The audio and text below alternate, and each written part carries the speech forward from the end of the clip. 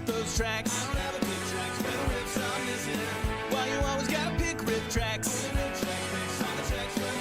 It's your lucky day, it's time for RiffTrax. Hello, I'm Faith, and welcome to Faith's Take, where I talk about anything and everything that I find interesting. And welcome to episode 58 of every RiffTrax short reviewed, where I take 5 RiffTrax shorts in chronological order, review them, and give them a rating between 1 and 5, with the points being good, great, awesome, fantastic, and spectacular, because I don't think a bad RiffTrax short exists. I hope you enjoyed our summer with the Markhams, as we're about to spend 2 more seasons with them today. Also, we're going to learn how to watch little kids, cook a turkey, and be calm and thoughtful at work. We've got a lot of life skills to learn today, so let's dive right into episode 58 of every RiffTrax short reviewed. Number 286, Farm Family in Autumn, from October 19th, 2017. Here comes a milk truck. It comes here every day to collect the milk. Or kneecap Dad if he doesn't make quota. Got it there, And we're back to Wisconsin for another season with the Markhams, the first of 2 seasons we'll spend with them today. Now, unlike last summer, where the short had a generic narrator, this time the narrator is Steve, the youngest of the Markham children. And the bright blue fall afternoon starts with Steve and siblings Dale and Pam heading home from school, and all the kids join the adults in doing their chores. Mama's making strawberry jam, Dad's out in the field, and Grandpa and the kids feed the cows and put up the storm windows, bracing for the brutal Wisconsin winter they know is over the horizon. And by over the horizon, I mean later in this very video. At dinner, Grandpa encourages the kids to go look at some deer in the woods that he saw, saying that maybe it's the same one they saw months ago in spring. The odds of them finding the same deer he saw today are low, let alone from 6 months ago. But Dale and Pam trot off into the woods the next morning to see what fauna they can find. But Steve isn't invited, I guess, despite getting anointed as narrator. This is my older brother Dale and my sister Pam. My name is Steve. Hi, Steve. We all live on a farm in Wisconsin. Oh. If you've never lived on a farm, Well, that was only an hour commute.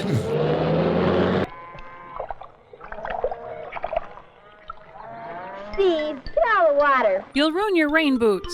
Hi, Mom. Hi, Pam. What you doing? Making strawberry jam. Looks good. I hope it is. Me too. You get out of there. What you eat now, you won't get this winter. Ah, confusing Midwestern humor. I know. Is it funny? Or are you mad? Father wants to pick the corn so the cows can have food to eat. Oh, corn on the cob and tater tot hot dish. That would be real good. When you live on a farm, you have chores to do all year long. Yuck. In autumn, It's sort of time for dinner. Say, kids, guess what I saw today in the woods? A deer. Why don't you go out tomorrow and see if you can find it? I think it's the same one we saw last spring. Is this Grandpa nuts? A deer? It's Wisconsin. The school bus hits one every day. At least. the woods sure look different in autumn. Even the animals aren't quite the same. Poor Steve has to stay in and narrate while his brother and sister go out to play. What's that over there? It's a woodchuck. And I'm not telling you how much I would chuck if I could chuck. Would. And we're stuck in a generic animal nature short, as we often find ourselves in this series. Dale and Pam fritter away their day in the woods and fields while Steve is getting some farming lessons from dear old Dad. Pa is showing Steve how the new age milking equipment works, and he's trying to make him appreciate modern farm machinery that was only a thing of legend and imagination when he was a boy. Again, why does Steve have to be stuck at home learning while his siblings can frolic? Who knows, since Steve doesn't seem to be allowed to do anything in the dairy barn, not even clean, so why can't he go play? As autumn goes on and Halloween approaches, the kids go and grab pumpkins to carve into, not to be rude, but pretty mediocre jack-o'-lanterns. I mean, we used paper templates, sure, but my sister Maddie and I carved Phineas and Ferb pumpkins when we were kids. And the short goes full circle with the kids going back to school to start another day. And based on Bridget and Mary Jo's dialogue at the end, this must have been the last Farm Family short recorded, though like Summer, released completely out of order for some reason. I knew I should have taken that left at Albuquerque.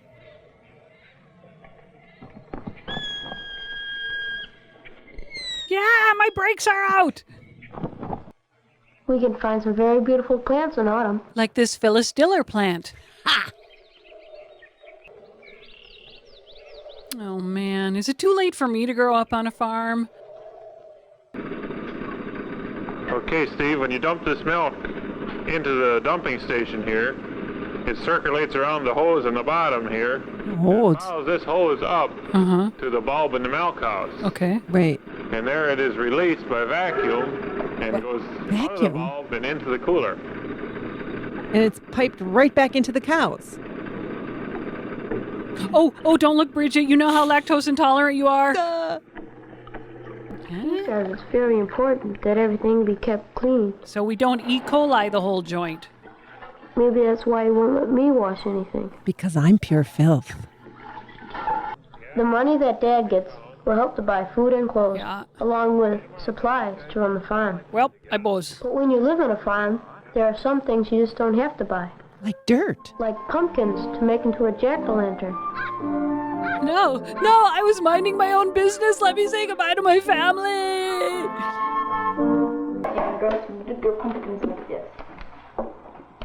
Well, not to split hairs, but carving pumpkins is not specific to farm families. Blasphemer. Heretic. You don't have. My God. Yep, they're siblings. Dale, can I see your pumpkin? No. Back off, Pam. The eyes, they get up down, and the nose upside down. Was this for people who didn't know how pumpkins worked? Here's mine. You know what, though, Mary Jo? If I lived on a farm, I'd want it to be in the city, like with an open concept. Bye, Grandpa. Bye, Grandpa. Not Grandpa. I don't buy it. Get to put on your winter clothes now. It's getting colder. Oh, they didn't even sass her or roll their eyes. They're nice kids. Sure hope that Dad can pick the corn. Hey, Pam, Dad's picking the corn. Wait, what a gossip. Looks like he's just driving over it anyway. Watch. Steve. Leaving only a memory of autumn on the farm. No, that can't be all. Please let there be a farm family in the dog days of summer. Yeah, or a farm family in that weird February week in Minnesota that feels like spring. And how come Pam doesn't get to narrate anything? I know, and who is that? Grandpa. Well, it's always nice to visit the Markhams. This one is pretty low-key compared to their summer days. So it gets a 3 out of 5. You know, I love the farm family shorts more than anybody, but I'm kind of baffled at how little they have to do with actual farming.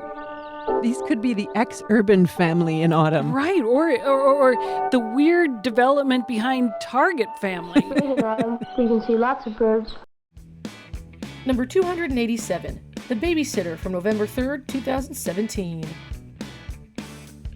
To discharge her responsibility for Mrs. Brown's family and Mrs. Brown's house, Mary must know certain things. Okay, there's nothing to eat, we don't have TV or internet, and you can't turn up the heat. She takes careful... If you're like me, and I know I am, you're the eldest sibling in your family and spent a lot of time in your formative years babysitting. But what do parents do when their eldest isn't old enough to be free labor yet? You see, tonight is date night for Mr. and Mrs. Brown, and they need a new babysitter. That's where Mary comes in to watch their little girl Sue and their infant son, Baby. Yes, the baby doesn't even get the dignity of a name like his sister does. Mrs. Brown leads Mary around and she takes notes, a bit anal retentive, but alright. She gives Mary the emergency numbers, shows her the food prepped for dinner in the kitchen, all the standard stuff. She then leaves Mary with the kids as she dresses for her night out, and Sue is immediately jealous that Baby's getting attention from Mary. Sue, listen, your parents didn't even name your brother. You're definitely the favorite kid here. The parents finally leave as Mary tends to Baby, feeding and diapering him with those terrifying safety pins, no less. Man, I'm glad we discovered adhesives. And Sue follows her lead while playing with her doll. Sue and Baby and Mrs. Brown are all waiting for a visitor, the new babysitter. The last two mysteriously disappeared. Mrs. Brown knows that the right babysitter will keep her children safe and happy while she spends a pleasant evening out with her husband. In which they'll only talk about the kids. First job at the Brown, and she doesn't try to rush this getting acquainted period. She tells a little joke or a story about another little girl named Sue. The story is the little girl never squealed when my boyfriend came over. The end. Soon, light switches and heating buttons and doorbells. These Mary must know about. Is the husband just waiting in the car while all this goes on? Leaves the notes to the essential phone. Honk, honk. Lights do go out, so Mrs. Brown has Sue's supper needs only soup to be warmed up. And so Mary can easily feed both children on schedule. Gosh, Mike and I just used to order a pizza and leave. See ya. Baby welcomes mother and sitter back to the nursery. Well, if you can just leave him unattended, why get a sitter? And all that she will need for the baby. For like 10 minutes. A word about the children's bedtime. Children 4 years old are jealous of affection, and especially sensitive to younger brothers and sisters. A temper tantrum is Sue's way of drawing attention to herself. She's babysitting Mariah Carey. Mary understands. From now on, though, Mary will take care to divide her interest equally between both the children. She will do her best to ignore them both. Mary Jo, you're a regular Piaget. Mm-hmm. Well installed as a mother, can be an awkward performance, but Baby has confidence in her new friend, and rightly. Mary knows all the tricks of the trade. Mary, no! Out of reach. Sue's job may look simpler, but she works at it just as hard and just as successfully. I told you I surrender, please. Poor baby. A bit of play with the baby, now fed and clean and happy, is a fine way to end the day. And yes, being picked up is considered with play. this little one. Let Sue's terrifying picture comfort you. But if not, Mary knows that a few minutes... Mary is definitely an experienced sitter, as she has secret methods to start getting Sue ready for bed from the start of the night. She has Sue get in her robe and slippers before even eating dinner. She then begins to wear her out by having her sit at the table as she reheats the food. As soon as dinner's done, they then play together, with Mary not letting on that this is all intended to knock Sue out for the night. Sue goes to bed without much trouble, and may I just say, between Baby getting diapered and Sue going straight to bed, all for a stranger with no fuss between them, Mary is sitting for the most easygoing kids in the world. Completely unrealistic for any sitter to believe that it's that simple on your first time meeting your young charges. And the night continues smoothly as Mary does some homework, eats a snack, soothes Baby when he tosses in the night, and even gets a call from a friend who wants to come over. But that would be too interesting to show in this film, so Mary turns her down. And that's that. The parents come home, pay up, give Mary a ride back to her parents. Now that is some easy money for Mary. That sweet payday of 30. And Mary wisely continues to suggest the rapid approach of bedtime by having her take off her clothes before her supper. And put them back on again to really wear her out. Little girls love to set a table. Whoa, citation needed. Occupied and out of the kitchen. A cheerfully served supper for two almost ensures a peaceful meal. Until Sue explodes in a rage about her long unfulfilled dreams. Soup is good. Fun and games, and Mary enjoys them as much as Sue, whose energy has been momentarily revived by her supper. Her fight or flight response has been stimulated by the couch. Mostly, though, the games become less active. But Mary well knows that you can't ride roughshod over sensitive children. Well, you can with the right chip spreader. Sue is ready for sleep now. So Mary gladly leaves the nursery to the Sandman. She hopes. Now to watch TV and toke up. Dishwashing? Not usually required of a sitter, but it is a nice gesture to clean up the few dishes. Now, at last, Mary can really do a little sitting without Baby. That's how I would have started. But Mary is still on the job. A fight breaks out in the bedroom. Fast. Baby may be crying for any number of reasons. She may be hungry or thirsty, want a diaper change, or, like now, just a little attention. Or to get a little more screen time. Mary doesn't hear that sharp cry. No trouble at all. Really? Tell me about it. Is the mom calling home to gossip with the babysitter? Don't get it. About the date night? Meanwhile, Sue and the baby have tied their sheets together and are rappelling out the bedroom window. And here are the Browns themselves, back on time. And the happiest moment of a sitter's evening. That sweet payday of 35 cents an hour. The children are fine. This short, while a bit unrealistic, is a pleasant how-to guide for teens, and Bridget and Mary Jo make it more entertaining to boot. Nick gets a 3 out of 5. Then back to sleep for Baby, and back to books for Mary. Wait, you don't just go home when they're in bed? I'm never hiring you. Number 288, The Hothead and the Forgetter, from November 8th, 2017. I don't know, I guess everyone's still shaken up from Chuck Hamlin's death earlier in the week. We open our workplace safety short in some sort of plant that works with lots of metal. It's never said what they do, and I sure as heck have no idea. But we open with the Hothead Harry, as he and a coworker start a job. Harry grabs a little metal disc for some reason or another, and it turns out to be the wrong size because someone put it in the wrong place. And as you could probably guess, Harry doesn't take too kindly to this mistake. He runs into the warehouse, screams like a lunatic, and freaking throws the piece of metal towards a random coworker. Now, I don't think he intended to hit the guy, but holy cow, that's an HR violation if not grounds for firing. One of the welders is shocked that the boss of the team didn't tell Harry off for his public display of violence, and recalls another time where Harry got away with an angry outburst and cutting a corner on a job, and wasn't given any negative feedback just because he's good at his job. Because being a violent psychopath who doesn't follow the rules is absolutely okay if your welding holds up. It's no good with just one signature. Oh, what's the matter with those guys? They think I started doing this stuff yesterday. So I assume the guy in the back is the hothead, right? Get round to sign it and I'll go get... Somebody put out donuts in the break room! I even acknowledge good news in this tone! Well, I hope the rest of the short is just them calmly achieving the task despite that initial setback.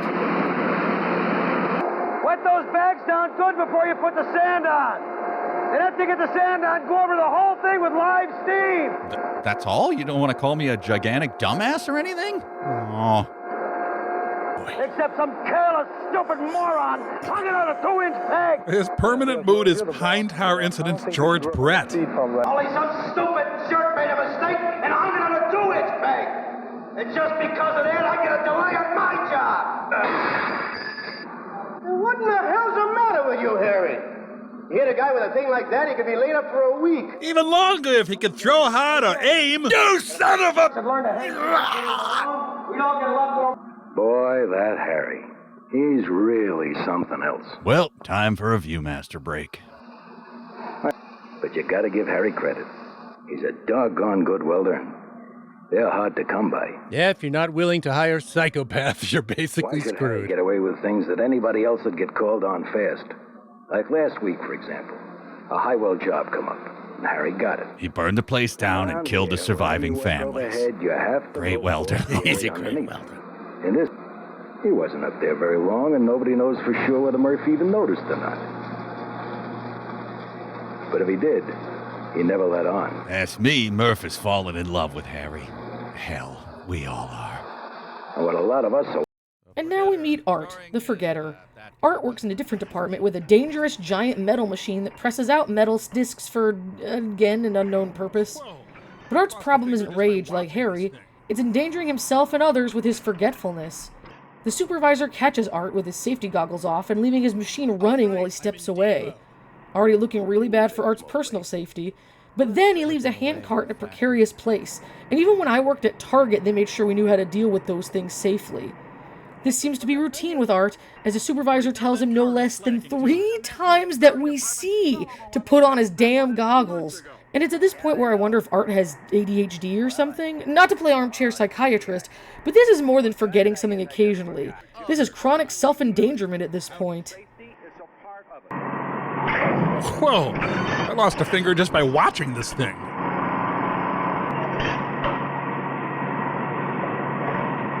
Oh, right, I'm in Devo. Unless you keep your mind on your job every minute.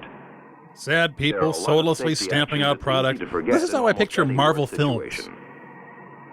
He forgets too many things, too often. For example, he doesn't even work in this factory. He's an elementary school vice principal.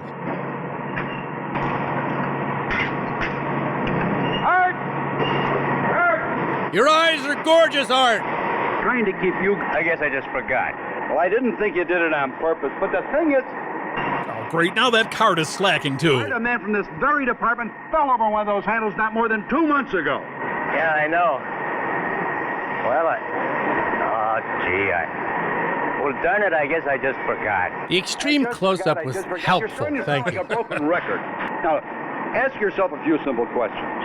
Like, how would you... Fade out of existence? Art Benson is the kind of worker who forgets things. It's as simple as that. Or is it? I don't remember. There are a lot of forgetters, but then that unpredictable quality we call human nature enters the picture. I hope my contempt for human nature came through clearly enough. You know what Art's going to say. He just forgot. What's his supervisor to do? Art is his father, after all. Is there any for the forgetter. Any what for the forgetter? Yeah, they forgot to say. This entry is in my rotation pretty often. We get to hear the guy scream in anger multiple times, which is always super fun. So this one gets a 4.5 out of 5. Bill, how do you talk to a person who's always 1 degree away from boiling over? Well, I guess you try to be aware of their issues, but you have to speak the truth. Wrong answer! Whoa. My God, I hate you, you stupid jerk! Take that! Oh! Kevin, where did you get that basket of improperly labeled metal parts? Where'd you get that basket? Or do you shut up? Whoa! Easy. Oh my God, that Kevin. What a hothead. Still, damn fine welder. Number 289, Let's Talk Turkey from November 22nd, 2017. 1.5 to 2 teaspoons of salt. Or weep directly into the pot for 5 to 10 minutes. 3. Eating turkey. It's a big deal exactly once a year here in the good old US of A. But this short's going to show us how it can be a great treat all year round. And knowing how to cook the bird isn't all there is to it. This short also teaches how to pick the turkey that's the right size for you and your family's needs. There are different sizes, and that's simple enough to understand. But there are other considerations, like has your turkey been disemboweled or not? Are the disturbing feet still intact? Or are you willing to pay the butcher to do that icky work for you so you don't have to consider the ethical complications of eating meat? Anyway, once your turkey's picked out, it's time to freeze and subsequently defrost. And you better have planned to eat in the not-too-distant future, as this is quite the process on its own. And while we're waiting for the bird to be ready to be useful to us, let's make some stuffing and make stuffing a turkey seem way more complicated than it should be by lacing it up like a boot. And I'm not exaggerating for comedic effect, that's what the narrator tells us to do. And finally, after far too much ado, this trussed-up bird is ready for the oven. It's news. Real food news. Turkey sucks. Turkey, once only table-dressed, quick frozen, be put on your table when you want it, 365 days in the year. Are we having turkey again? Yes, but dear. In June or July, April, and a new 5 to 10 pound variety for smaller families. And this jive turkey for families in the 70s. One of the big headlines is that today, she needs underpants. only partially oven ready, in this a new breed, especially developed by the United States Department of Agriculture Experiment Station at Beltsville, Maryland. We have experiment stations? As are all these turkeys. But a New York dressed turkey was weighed as it is sold at the market, with head and feet on, viscera in. Oh, Bridget, remember to eviscerate yourself the next time you get weighed. Oh, take off a couple pounds. Let defrost gradually in your refrigerator in the regular food compartment. Well, I've got time. They're not coming until 2. Allow 24 hours at least. Oh, God! Or if you're in a hurry, yes, put under cool running water for 1 to 3 hours. Oh, Mary Jo, our guests are coming. What are we going to do? Shut off the lights and go to the basement. Oh, but we had a lot of time. The leg can be moved. Remove the parchment-wrapped packages of giblets. Next, pause movie. Google, what the heck are giblets? Let the truth sink in and continue with disgusted face. Place in salted water sufficient. Stuff the body lightly. That stuffing is going to swell, so give it room. Undo your top button now and let the swelling begin. Then lace with a cord the way a boot is laced. Cross the ends. I tuck a little surprise inside like pennies or fruit stripe gum. Look, it's like she's trying to keep a weasel in there. This adds up to 16 1/4 pounds stuffed weight. Not with my chestnut and anvil stuffing. Time to sit down to a large, side dish-filled holiday meal. But wait, everyone's full, and now that you have about 6 tons of leftover turkey at your disposal, what do you do with it all? Well, the narrator has plenty of ideas for you, no matter how culinarily uncreative you are. Have you ever thought that your picnic needed something fancier than sandwiches? Well, then a turkey and rice casserole is just what you've been looking for. Want your turkey cold and covered in dressing with crunchy celery to water it down? Then make this fresh turkey salad. Is it 90 degrees out in the midst of summer? Well, fire up that oven and make a turkey to enjoy with your family. Who cares if you're sweltering for hours when you could eat literally anything that doesn't require an oven heating your entire house? There's poultry to enjoy. What's that? You still have turkey left? Well, grab some dough, stuff a turkey mixture inside, and cover in mushroom soup sauce for a meal that's supposedly delicious. And if that isn't enough turkey to fill you up, there's nothing else I nor this short can do for you. For this dinner, say for a Sunday in March... Busy that day, sorry. Apple pickles. And there it is, eating ready. Just pick it up and pop it in your mouth. Oh, and don't worry, we also offer a companion film, Meat Carving for Spinsters. Cube about 3 cups of the meat of a cold, already cooked turkey.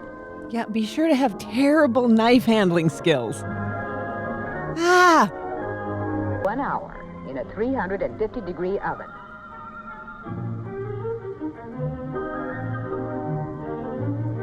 Casserole is done when it becomes round. The distinctive flavor of good, rich bite makes this a social star, picnic or party.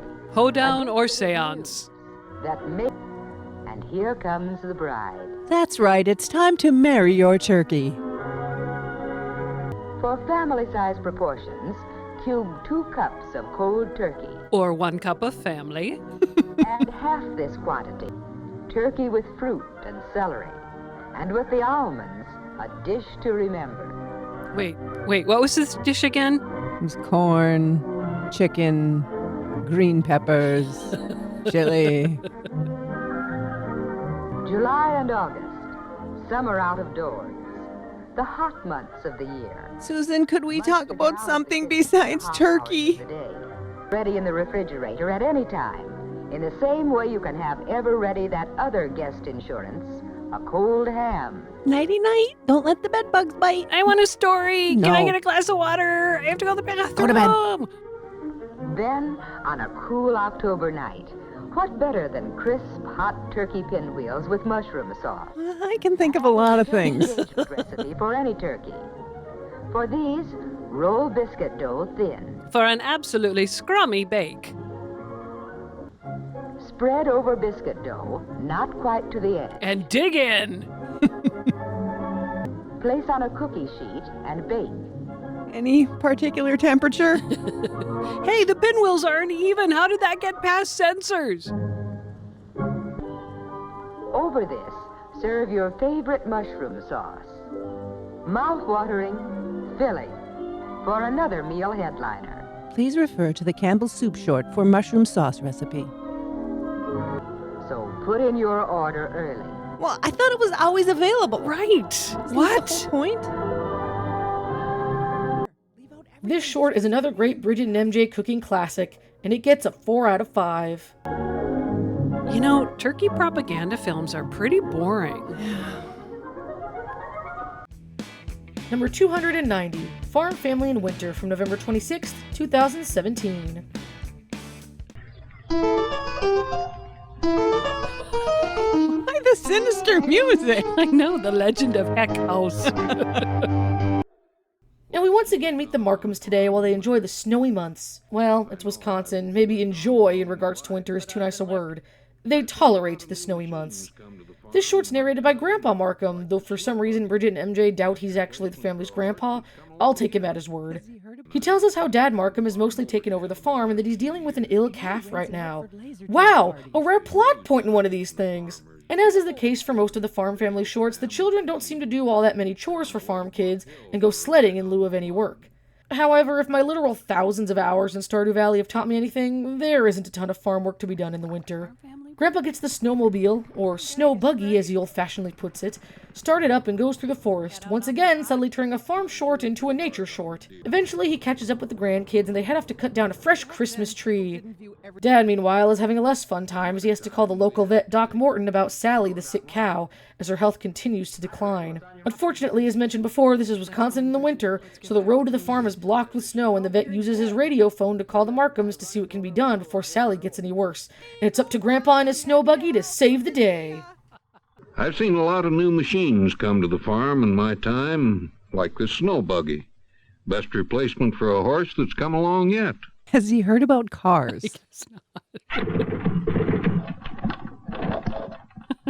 Works pretty good once you get it started. Well, you could kind of say that about anything.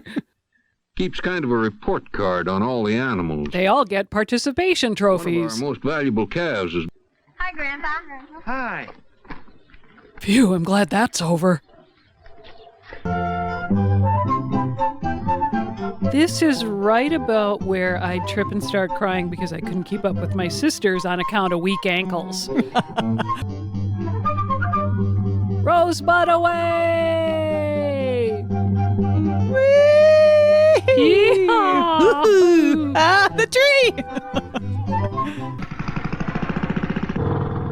Head out on the highway, looking for adventure. Winters are pretty hard on the deer. Some have been known to starve to death before spring. Anyway, Merry Christmas. I like his hat. You mean his antlers? Oh. It's not likely that we'll see a chipmunk or woodchuck in the woods this time of year. They're taking a long winter sleep under the snow. Not sure why I even made you come out here. LBJ, avid snowmobiler.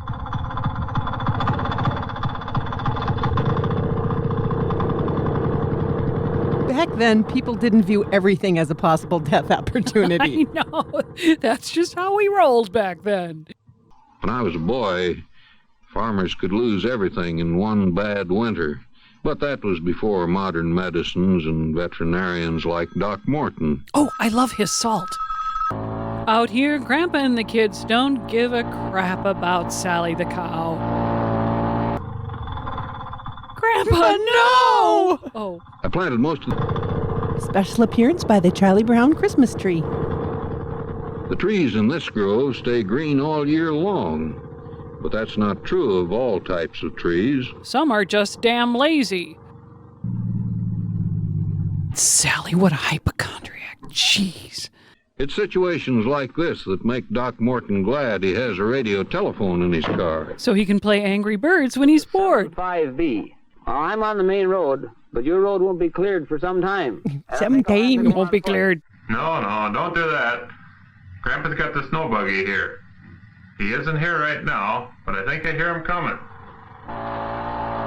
I can't wait to get home. I'm going to get into some dry clothes, warm up, pour a drink, hunker down. I hope I don't have to pick up a veterinarian stranded in a Bel Air station wagon. Hey, no problem. Happy to help. Good to see ya. As he brings Doc Morton to the farm, Grandpa decides to give us the Doc's life story and how Gramps has known him since he was just a little boy on another local farm. We truly learn more about the vet here than we do any individual Markham in this whole series. The entire family hovers and watches Doc Morton inspect Sally. Well, all except for Mother, who's presumably in the house doing some actual work.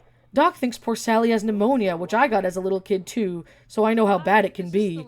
He gives her a shot and will leave some medicine with Dad to give her the next day for treatment. And about 10 minutes into this 15-minute short, some actual chores are done. But the hard ones, like manure spreading, are done by Dad, where the fun ones, like driving the huge snowplow, get to be done by the kids. Well, the boy kids. Pam gets to help Mom with the indoor domestic drudgery, and the animals get fed with copious amounts of corn. Full cobs for the pigs and ground-up corn dust for the cows. But when the chores are done, it's time to decorate the tree Grandpa cut down with them that morning. And the next day, with some help from Dad, Sally's able to stand up and begin to eat. And Grandpa credits modern medicine with being able to heal her when she may have just died back when he was a boy. And with the cow living, we get a happy ending, ending another season on the Markham dairy farm. I used to know Doc Morton when he was just a kid on one of the farms in our county. His mother named him Doc Morton? I know, weird. Cats. After graduating from State University, Okay, enough info on the vet. Thanks for the backstory. We think pretty highly of our vet around here. Got it! If anyone can help Sally, he can. She's in here, Doc. Okay. I don't want to live. Why did he break up with me? She doesn't look too good, Red. No. I'll give her a shot of penicillin. And then you give her one tomorrow, the same way. Oh, vets always give you the first one free. Mm-hmm. While the medicine does its work on Sally, we've got to get back to our chores. Chores are so much work. Machines help us do a lot of work. Manure is good fertilizer, makes the soil richer. And that means more corn at picking time. You know, they make those manure spreaders, but they won't stand behind them. Thanks, Jerry Peel. When I was a kid, we had to shovel snow by hand. No, Dale gets it done by practicing on the tractor. Spoiled brat. He's still not. While we were working outside, Pam is doing her chores inside the house. She wishes we had a machine to do dishes, but I think that's going a little too far. Mary Jo, was that dry Wisconsin humor? Yep.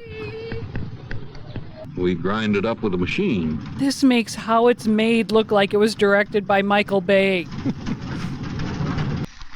We store hay upstairs in the barn. Last summer, we cut tall grass with a machine that bundles it up into bales. Oh, but Pam can't have a dishwasher. No. Oh my gosh, these kids have done more work today than mine did in their entire lives. They're good kids, don't get me wrong. Can't get fresh grass in winter. Here's one of the nicest jobs of the year. Don't break my good ornaments, you kids. All right, back to work. Come on, Sally. Come on, Sal, you can do it. I've been waiting on tenterhooks. Come on, Sally. Come on. Come on, girl. Come on, girl. Yeah. Oh, put your face on. You're getting right back on the meat market, girl. When I was a boy on the farm, a calf might have died from pneumonia. Or boredom. We've come a long way since then. Another addition to the Markham family roster in the books. This one gets a 4 out of 5. Mary Jo, it's only been 11 minutes, and this is the longest winter of my life. The way pigs do. And as always, thank y'all so much for watching, including my amazing Patreon supporters, including Kevin Nata. And we inch closer to the 60th episode and 300th short covered in this series. I'm so excited to be closing in on another channel milestone in a year full of them. I have many more videos coming out this year, plenty Riff related, but some that aren't, and I hope you enjoy all of them. And make sure to check out my Twitch where we do watch parties every Friday night and Saturday afternoon. Link as always is in the description. Thanks again, and I'll see you guys later. It's time for